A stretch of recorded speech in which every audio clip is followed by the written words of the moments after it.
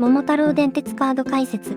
今回解説するカードは足踏みカードです。足踏みカードの起源はデラックスで初登場したゼロ進めるカードに由来します。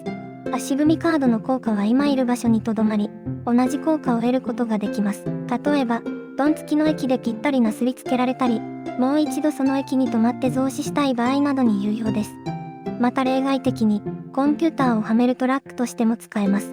個人的な評価グラフは以下の通りです。入手は極めて容易のため C、貧乏神のこすり漬けなどあらゆる場面に応用できるため汎用性は A、売買価格は低いため D、戦況を一気に破壊する力があるため爆発力は A、妨害能力は挙手的ながら有用なため B です。